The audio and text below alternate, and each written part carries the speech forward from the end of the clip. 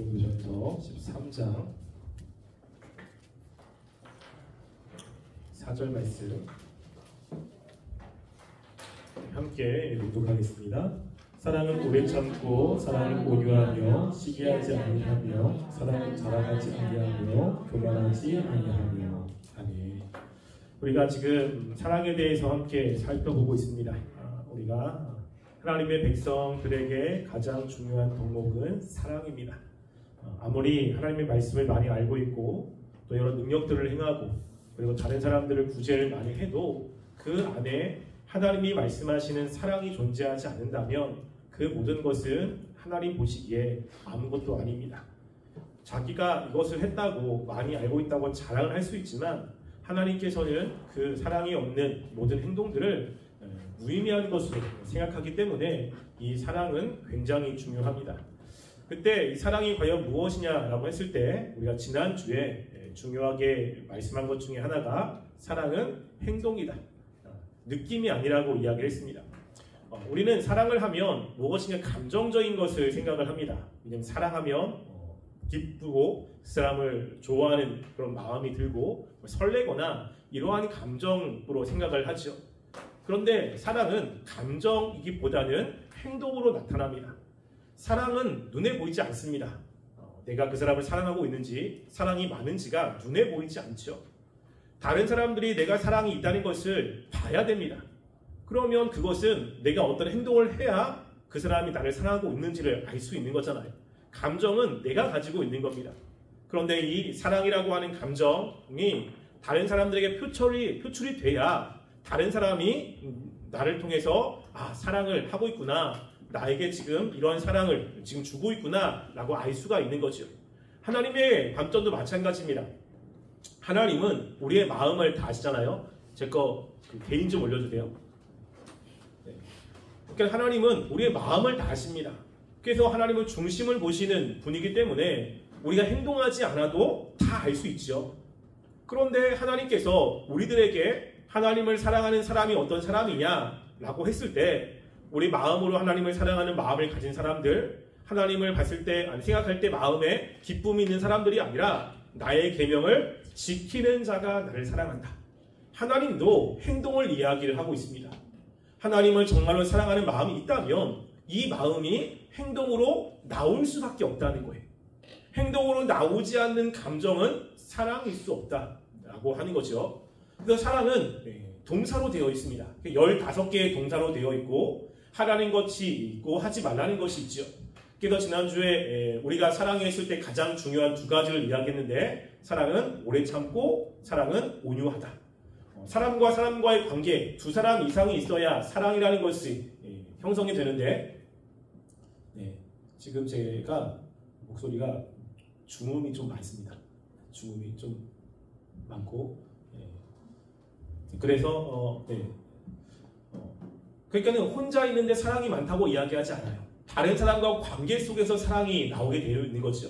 그러면 다른 사람과 관계를 맺을 때 그 어떤 것을 주고받는 일이 벌어지게 됩니다. 항상 다른 사람이 내가 좋아하는 행동을 할 수는 없습니다. 내가 싫어하는 행동, 그리고 내가 원하지 않은 행동을 하면서 내 마음을 아프게 할 때가 있죠. 그럴 때 사랑이라고 하는 것이 그 사람에게 표출이 될 때는 가장 먼저가 뭐냐면 오래 참음입니다. 내가 무엇인가를 하기 전에 먼저 다른 사람들이 나에게 영향을 주었을 때 그 특별히 원하지 않는 행동이 나왔을 때는 참는 것으로 나오게 되어 있다고 했죠. 참지 않는다라고 하면 사랑이 부족한 겁니다. 그리고 내가 무엇인가 다른 사람에게 행동을 할 때는 친절한 것으로 한다고 했잖아요. 그래서 이 두 가지는 굉장히 중요한, 가장 중요한 거라고 해도 과언이 아닙니다. 그래서 조나단 에드워드는 이 사랑은 오래 참고 사랑은 온유하고가 사랑 전체의 타이틀이다 라고 이야기를 했어요. 사랑이 여기에서 파생이 되는 겁니다. 나머지 모든 것이. 그러니까 내가 사랑이 있는지 없는지는 다른 것보다 내가 사람과 관계 속에서 내가 오래 참고 있느냐, 그 사람이 나에게 내가 원하지 않는 행동을 했을 때 내가 그것을 인내하고 있느냐, 그것을 참아내고 있느냐 라는 것을 보면 알 수 있고요. 그리고 나를 힘들게 하는 사람에게 어떻게 행동하느냐, 어떻게 친절하게 해나느냐, 아니면 받은 만큼 돌려주느냐, 이런 걸 보면 그 사람이 얼마나 사랑하고 있는지, 사랑이 얼마나 풍성한지를 알 수가 있습니다. 왜냐하면 이 세상은 죄가 많기 때문에 이렇게 우리를 힘들게 만드는 일이 너무 많잖아요. 그때 사랑은 이런 두 가지로 나타나게 됩니다.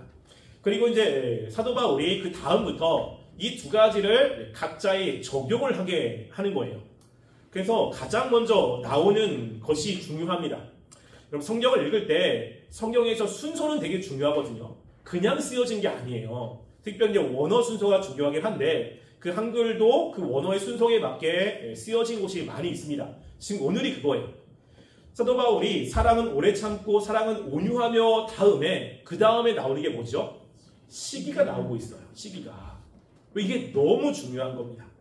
지금 우리가 오늘 세 가지를 살펴볼 텐데요. 시기하지 아니하며, 자랑하지 아니하며, 그리고 교만하지 아니하며, 이 세 가지를 살펴볼 겁니다.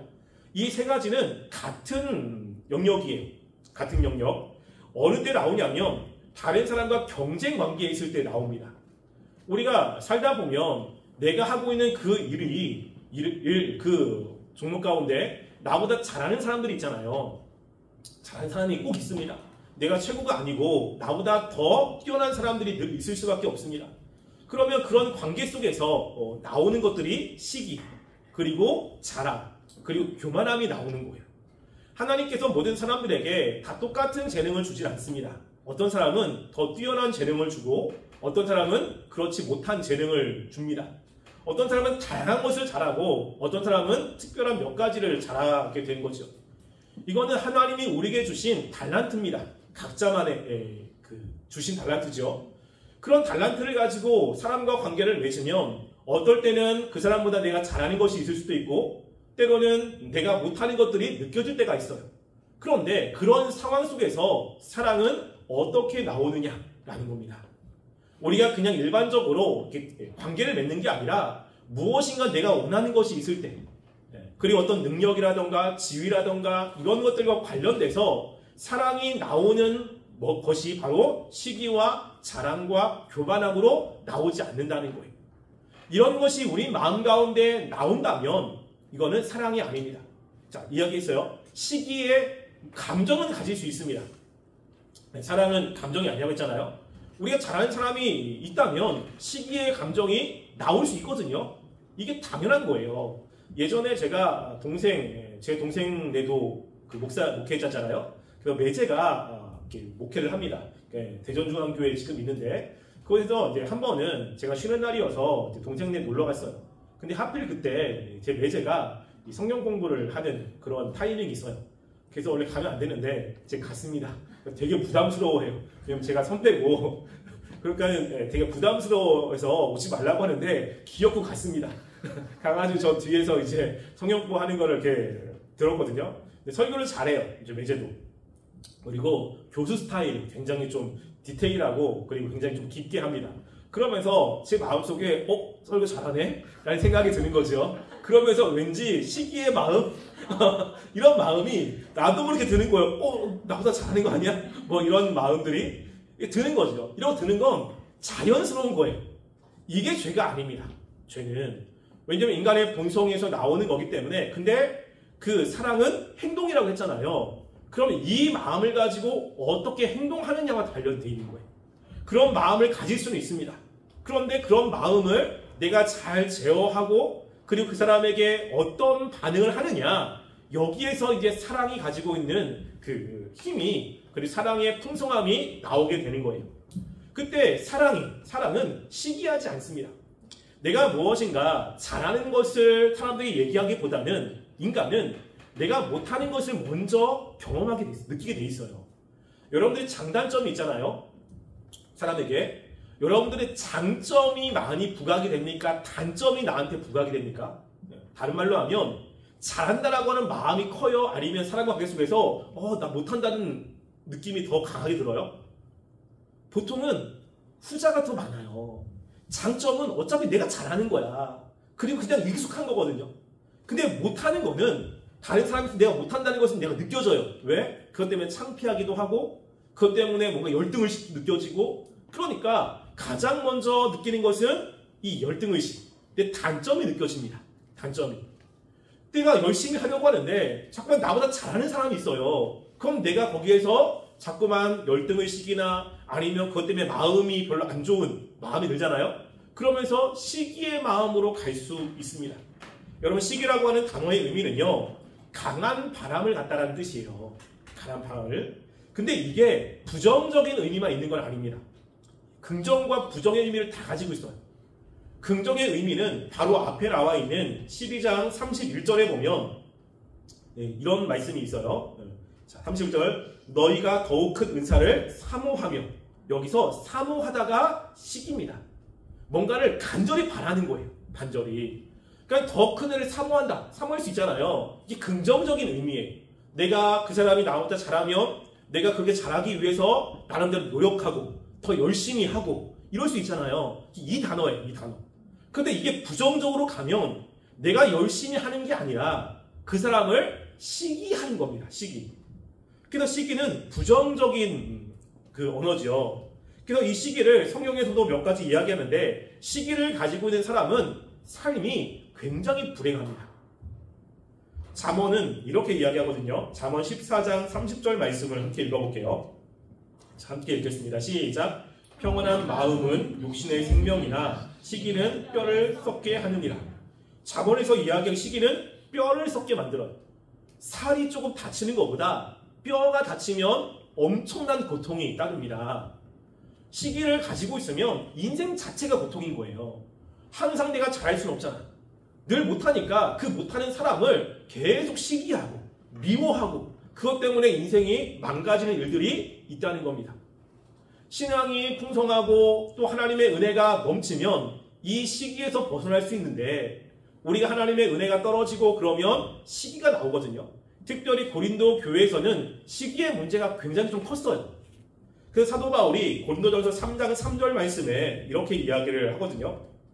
함께 읽겠습니다. 시작. 너희는 아직도 육신에 속한 자로다. 너희 가운데 시기와 분쟁이 있으니 어찌 육신에 속하여 사람을 따라 행함이 아니니. 너희 가운데 시기와 분쟁이 있다. 아직도 육신에 속한 사람이다. 육신에 속한 사람이라는 것은 거듭나지 않았다는 것이 아니에요. 하나님의 백성이 되었지만 아직 수준이 낮다는 겁니다. 육신에 속한 사람의 반대말은 신령한 사람이에요. 신령하다는 것은 하나님의 은혜가 충만하다는 것이고, 육신에 속하다는 것은 하나님의 백성이 되었지만 아직까지 그 마음속에 죄악이 강하게 사로잡아서 수준이 좀 낮은 사람들을 이야기를 하거든요. 근데 하나님의 은혜가 점점점 떨어지면 뭐가 나오죠? 시기와 분쟁이 나와요. 시기와. 교회에서 자꾸만 시기한다라고 했을 때 그것은 은혜가 떨어지는 거예요. 하나님의 은혜가 충만하면 그 사람의 잘한 것들을 인정하고 나도 그렇게 살아야겠다라고 하는 생각을 갖지만, 은혜가 떨어지면 그 사람이 싫은 거죠. 그래서 시기는 다른 모든 죄보다 가장 야비하고 더럽고 잔인한 죄입니다. 그래서 먼저 나온 거예요. 이것에 대해서 토마스 아퀴나스는 이 시기를 이렇게 정의했어요. 시기는 다른 사람의 행복을 슬퍼하는 것이다. 이게 시기입니다. 다른 사람이 행복하면 같이 행복해야 되잖아요. 다른 사람의 행복을 슬퍼하는 거예요. 거기다가 그레고리우스라고 하는 사람이 있는데, 그 사람은 시기를 이렇게 정의했습니다. 시기가 상대의 행복에 대한 애통과 상대의 공경에 대한 환호라는 두 딸을 동시에 낳는다 라고 한 거예요. 상대의 행복에 대해서 나는 애통하고 상대가 공경에 처하면 환호해요. 여러분, 이게 시기라고 하는 겁니다. 그래서 이제 조금 있다가 이 시기에 대해서 볼 텐데, 그래서 시기는 내가 원하는 것들을 잘하는 사람이 멸망해야 행복한 거예요. 그 사람이 잘못돼야 돼. 그 사람이 가지고 있는 다른 어떤 것이 아니라, 내가 지금 시기 나는 그 덕목, 예를 들어서 찬양을 한다. 옆에 사람이 찬양을 잘하잖아요. 그러면 찬양으로 그 사람을 이겨야 되는 거야. 찬양으로.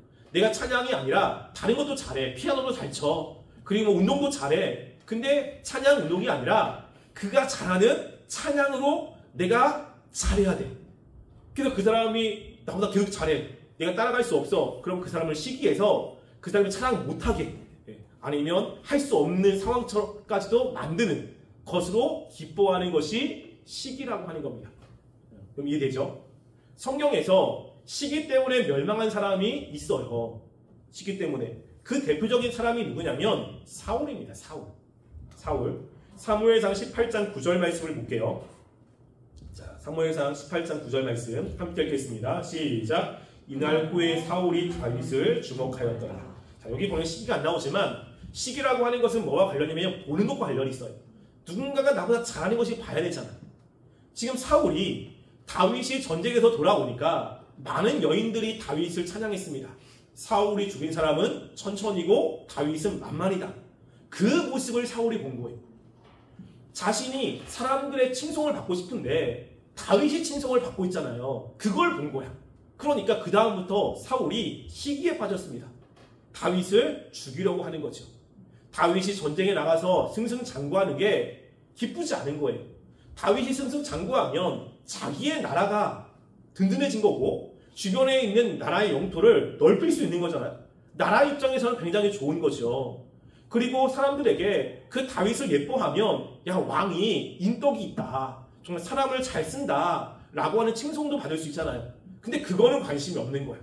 뭐냐면 다윗의 인기를 자신이 얻고 싶은 거예요. 그 사울은 다윗을 죽이는데 평생을 바칩니다. 평생을. 그래서 오로지 관심사가 뭐냐면 다윗을 죽이는 거예요. 아들이 얘기해도 소용이 없고 주변 사람들이 얘기해도 소용이 없어요. 다윗이 자기에게 잘못한 것이 없다는 것도 알아요. 하나님이 다윗과 함께 한다는 것도 알아요. 그런데 그 다윗을 자기가 죽여야 마음에 만족함이 있는 사람이었던 겁니다. 이게 시기입니다. 그래서 이 시기는 또 한 번 나오거든요. 어디서 나오냐면 솔로몬에게서 나와요. 솔로몬. 읽지 않겠습니다. 여러분, 솔로몬이 하나님께 지혜를 받았잖아요. 그 지혜가 얼마나 뛰어난지를 이렇게 증명해주는 사건이 그 두 여인 사건입니다. 그래서 솔로몬에게 와가지고 판결을 해달라고 했잖아요. 근데 여기서 한 여인이 시기에 두 사람이 비슷한 때에 출생을 했어. 그런데 하루는 자는데 그 A라고 하는 사람이 그 자기의 아이를 죽인 거죠. 근데 B라는 아이가 있는 거야. 그래서 바꿔치기 한 거예요. 그러니까는 B라고 있는 사람이 내 아이인 줄 보니까 아닌 거지. 그래가지고 재판을 간 겁니다. 솔로몬에게 이야기를 했죠. 자시용을. 그러면 서로 살아있는 아기가 자기 아기라고 이야기하는 거예요. 그러니까는 CCTV도 없고 증명도 안 되고 지금처럼 뭐 ELI 검사를 할 수 있다면 명확한데 없잖아요. 그러니까는 뭐 어떻게 구분할 수가 없는 거야. 그러니까는 이거 되게 난감한 상황인 겁니다. 그때 이제 솔로몬이 어떻게 하죠? 솔로몬이 사람들에게 데려와가지고 칼로 그 살아있는 아이를 반으로 잘라서 각각 주라고 이야기합니다. 여러분, 그때 그 정말로 살아있는 아이의 엄마는 아이에 대한 불불 사랑했잖아요. 아닙니다. 이 아이를 저 사람에게 주세요라고 하죠. 그런데 시기가 있는 그 다른 어머니는 뭐라고 하죠? 그 아이를 반으로 나눈대요. 그럼 이게 있을 법한 이야기입니까? 내가 잃었으니까 너도 잃으라는 거예요. 너도. 내가 잃어가지고 슬픈데 아기가 있는 것으로 행복한 것을 보고 싶지 않은 거예요. 그 아기가 고통받고 아기가 죽는 것은 관심이 없습니다. 그 사람에게 아기를 빼앗는 것이 이 사람의 목표인 거예요. 이게 시기입니다. 그러니까 시기는 자기도 힘들고 다른 사람도 힘들게 만들어요. 만약에 누군가가 나를 시기한다라고 한다면 여러분의 삶은 지옥이 될 겁니다. 그런데 시기하는 그 사람도 삶이 지옥이 돼요. 여러분, 예수님께서 왜 십자가에 달려 돌아가셨느냐? 물론 하나님의 계획 가운데 있습니다. 그렇지만 우리가 예수님의 그 생애에서 보면 예수님이 십자가에 달릴 수밖에 없었던 죄가 시기입니다. 우리가 마가복음 15장 말씀을 한번 볼게요.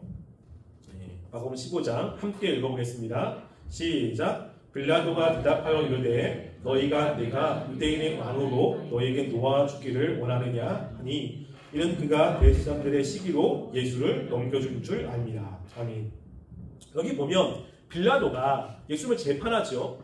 그런데 지금 빌라도가 보니까 이 예수님이 죄가 없는 거예요. 아무리 봐도. 그래서 예수님 풀어주고 싶은 겁니다. 그래서 풀어주기를 원하느냐라고 했을 때 유대인들이 아니라고 그러는 거죠. 근데 빌라도는 알았어요. 왜 유대인들이 예수님을 죽이려고 하는지.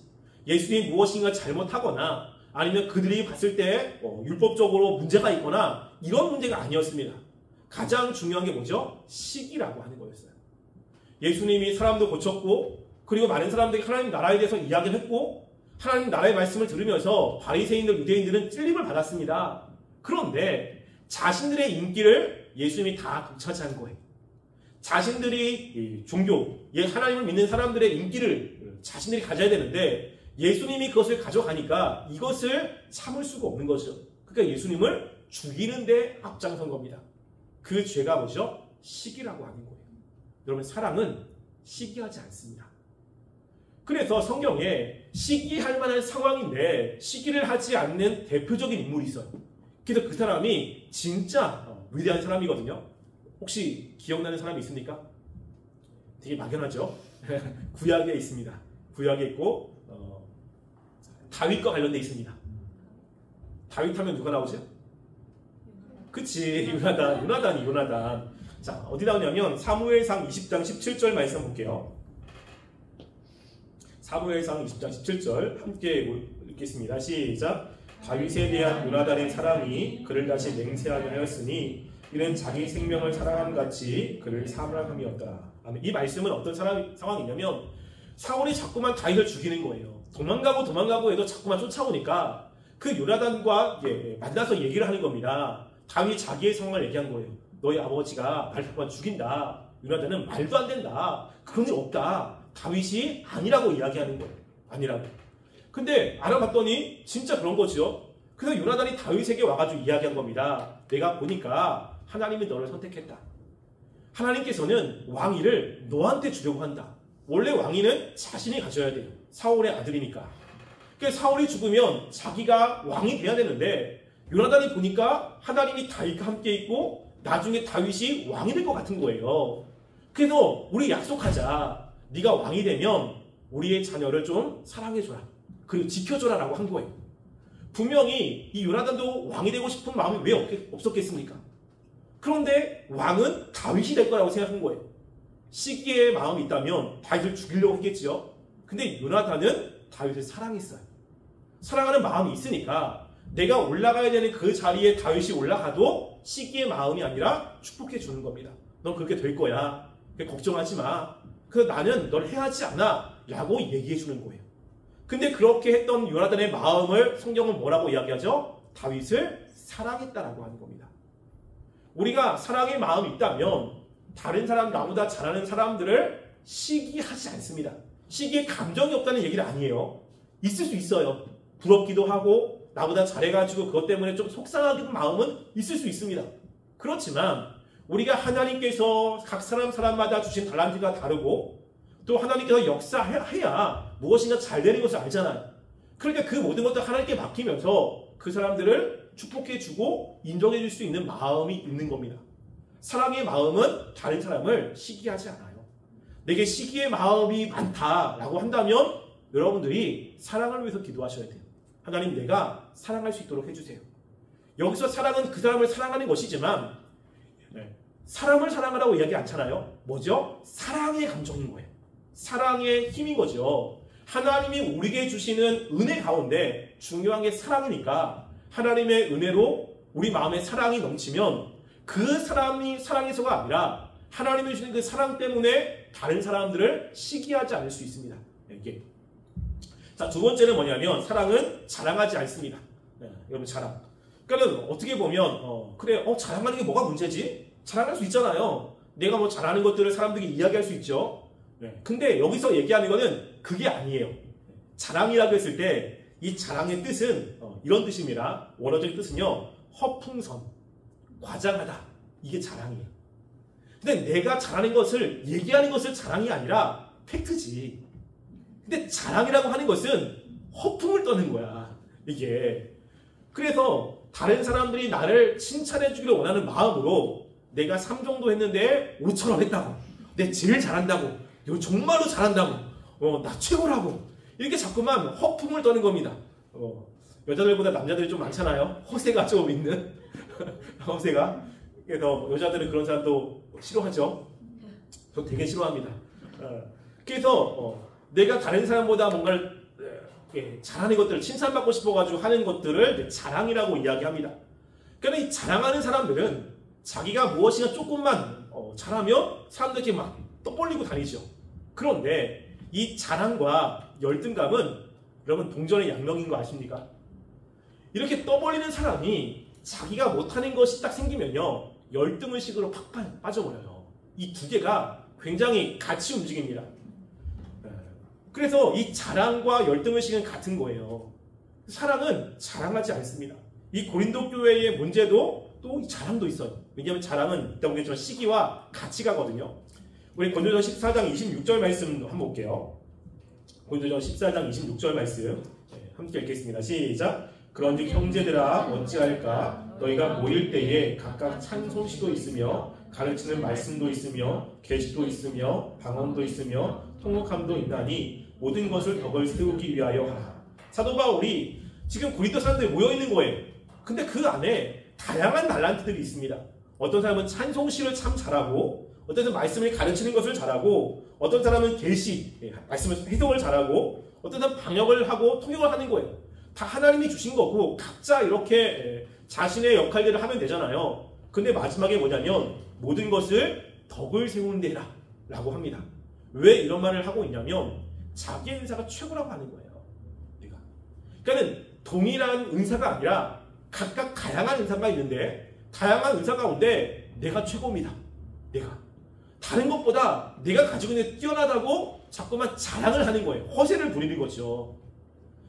그러니까 사도 바울이 야 그렇게 하지 마. 그게 아니라 중요한 것은 그 모든 것들은 덕을 세우기 위해서 해야 되는 거지. 자꾸만 자기를 자랑해서 분열하게 만들면 안 된다고 이야기를 하는 겁니다. 그래서 자랑이라고 하는 것은 시기와 좀 비슷한데요. 이런 겁니다. 시기는 다른 사람이 가진 것을 원하는 거죠. 가진 것을. 그런데 자랑은 내가 가진 것을 다른 사람들이 시기하게 만드는 거예요. 시기.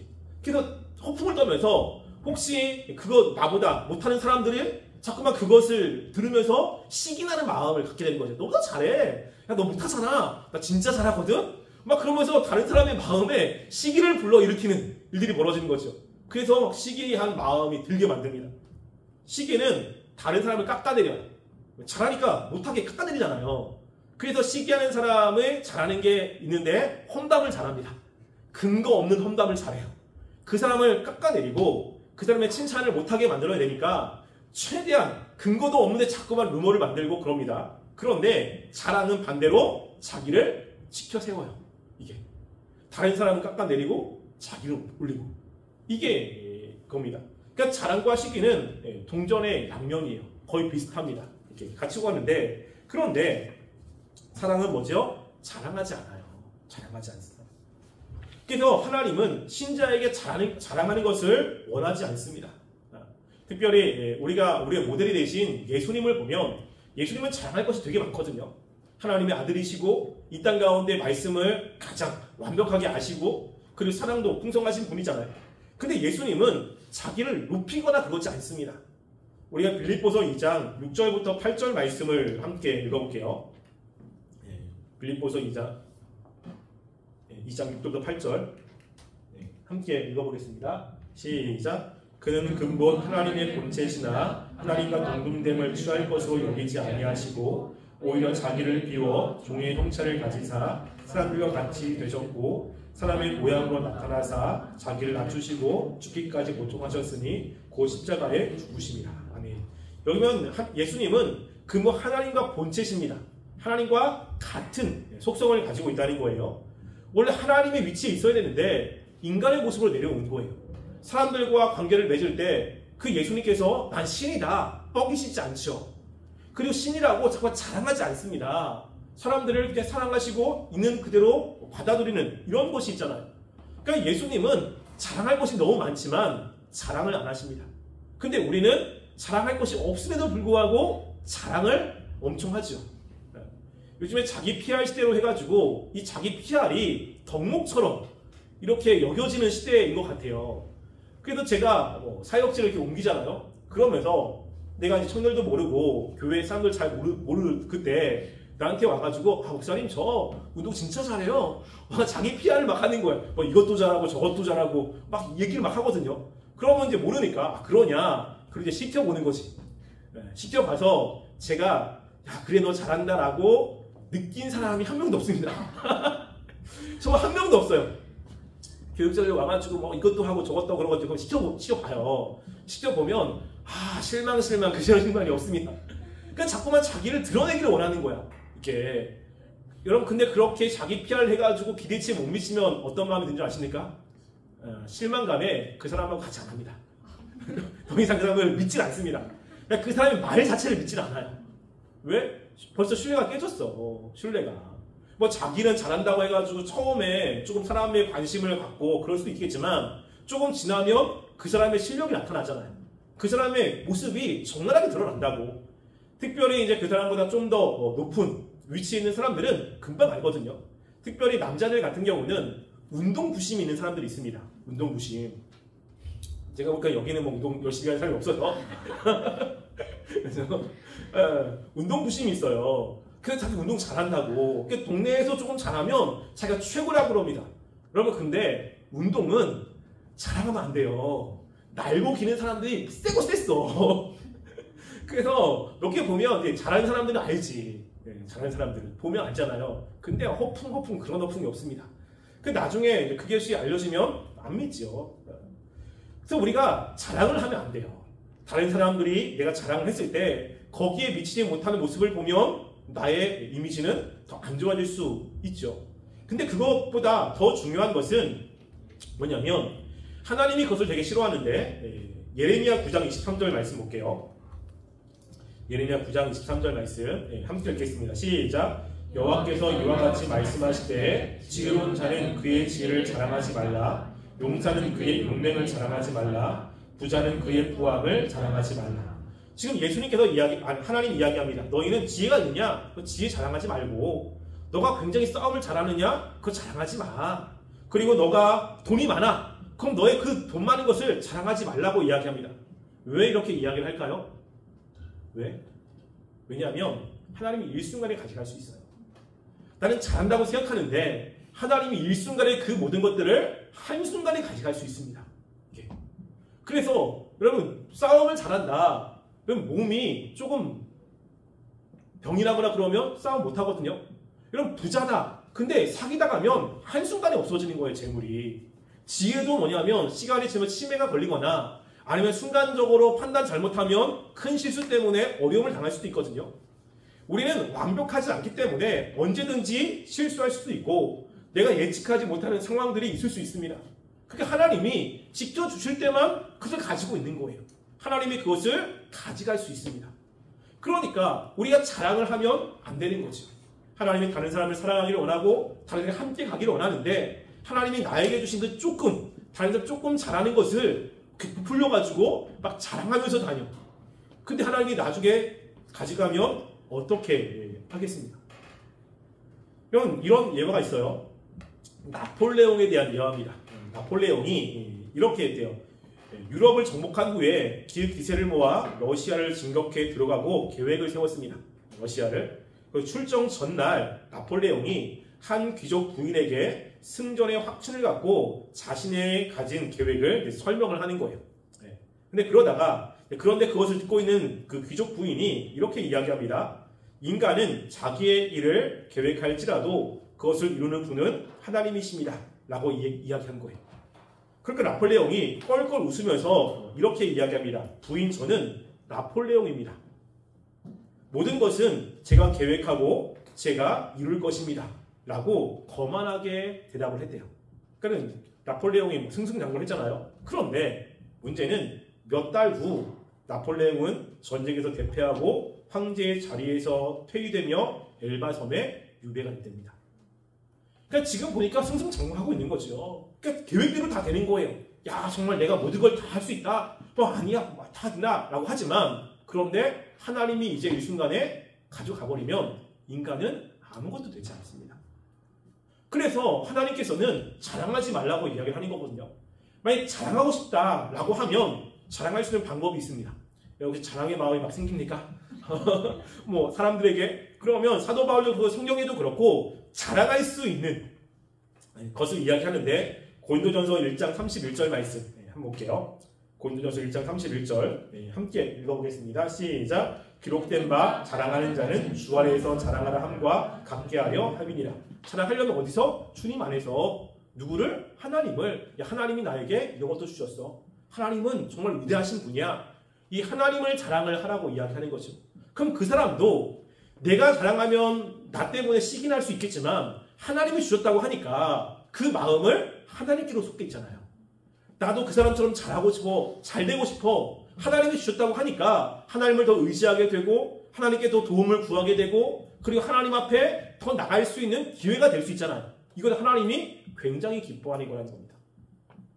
우리가 사랑의 마음이 있다면 이 사랑의 마음은 다른 사람과 관련해서 자랑을 하지 않습니다. 이게 무엇이가 잘하는 것은 있겠죠.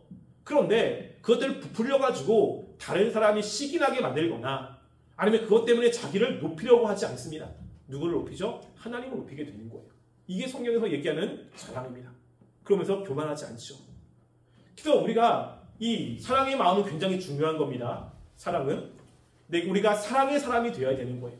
사랑의 사람은 그래서 나보다 무엇인가 잘하는 사람, 나보다 조금 못한 사람에게 시기를 하거나 자랑하는 모습으로 나오지 않고 교만하지 않습니다.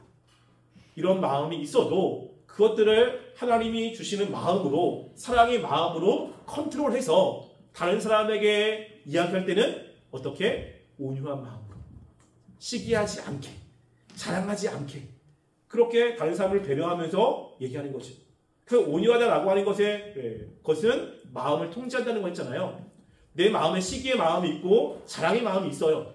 온유한 사람은 그것이 옳은 마음이 아니라는 것을 알면 이 마음을 통제하기 시작합니다. 제어해서 올바른 반응을 하게 하는 것. 이게 온유의 중요한 덕목 중에 하나죠. 우리가 그래서 이런 사랑을 갖기를 위해서 기도했으면 좋겠어요. 이 사회를 보세요. 사회를 보면 이 시기와 자랑 때문에 사람들 되게 힘들게 만듭니다. 직장에도 가면 좀 잘한 사람이 있잖아요. 엄청 시기합니다. 대놓고 얘기하진 않아요. 뒤에서 험담을 하죠. 그래서 있지도 않는 이야기를 만들고 루머를 만들어서 정말로 그 사람을 깎아내리는데 혈안이 된 사람들이 되게 많습니다. 뭔가 자기가 조금만 잘해봐요. 그러면 엄청 자기를 내세우면서 자기를 부풀리는 사람들이 곳곳에 되게 많잖아요. 이것 때문에 사람이 살아가는 사회가 굉장히 힘들어집니다. 근데 교회도 그런 겁니다. 교회도 보면 조금만 잘하면 막 부풀리고, 그래서 잘하는 사람이 있으면 시기해가지고 막 이야기하고, 이런 공동체는 행복한 공동체가 되지 않죠. 그리고 그렇게 자랑하고 시기하는 사람의 마음이 과연 행복할까라고 하면 또 그렇지 않습니다. 그래서 우리가 행복한 사회를 만들고 행복한 교회를 만들고 행복한 사람이 되려면 이 마음에 사랑의 힘이 있어야 돼요. 사랑의 힘. 사랑의 힘이 있다면 시기하는 마음보다 사랑의 힘이 강하기 때문에 시기하는 마음을 제어해서 그 사람을 시기하는 마음, 감정까지도 조절하는 거거든요. 그리고 자랑하고 싶어도 그것들을 이제 조절하는 거죠. 그러면서 살아가는 삶이 바로 하나님이 원하시는 삶입니다. 여러분들이 이 사랑의 이런 힘이 여러분 가운데 있기를 원하고 여러분들이 그 사랑의 사람으로서 살아가 삶의 기쁨이 넘치는 삶이 되기를 간절히 소원합니다. 기도하겠습니다. 우리가 하신 말씀을 생각하며 기도하겠습니다. 우리가 사랑은 시기하지 않고 자랑하지 않고 교만하지 않습니다.